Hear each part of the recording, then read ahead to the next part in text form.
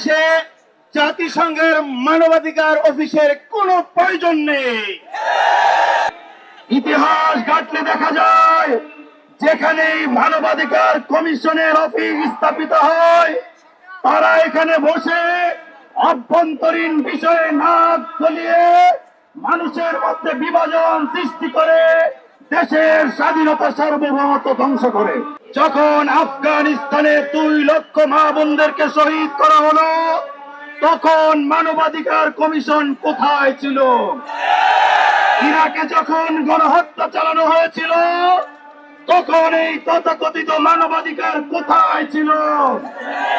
কাশ্মীরে যখন গণহত্যা চালানো হয় মানবাধিকারের কমিশনের বক্তব্য পাই না।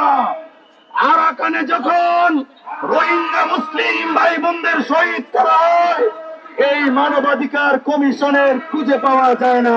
বাংলাদেশের স্বাধীনতার সার্বভৌমত্বকে বিনষ্ট করার জন্য আমাদের দেশে এই মানবাধিকার অফিস স্থাপন করার জন্য এই দেশের তৌহিদি জনতা কোনোভাবে মেনে দিবে না ইনশাআল্লাহ।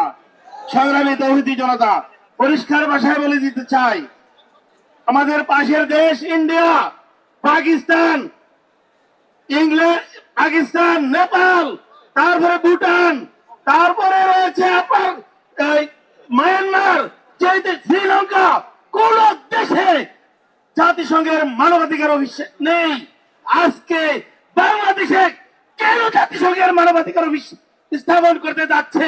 তার হীরক চক্রান্ত এদেশের স্বাধীনতা সার্বভৌমত্বকে বিনষ্ট করার জন্যই আজকের এই 92% মুসলমানের দেশে মানবাধিকার অফিস তারা প্রণয়ন করতে যাচ্ছে।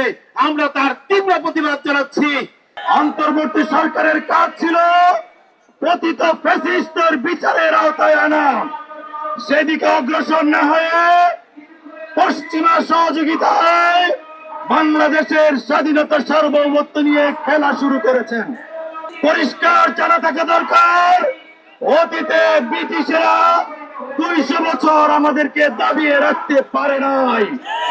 ইউনূস সাহেবের উপর ভর করে যদি আবার আমেরিকা আমাদের উপর চেপে বসতে চায় তাহলে প্রয়োজনে জীবন দিব, স্বাধীনতা বিসর্জন হতে দেব না।